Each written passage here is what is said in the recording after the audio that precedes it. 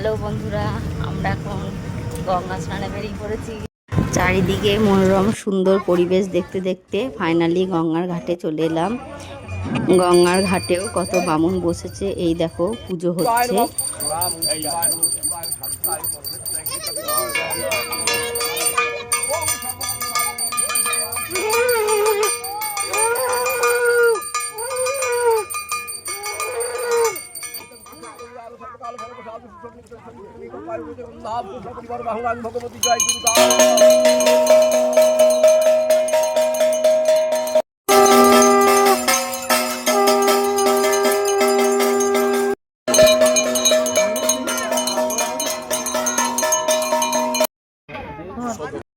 এবার চলো গঙ্গা স্নান করে নিই।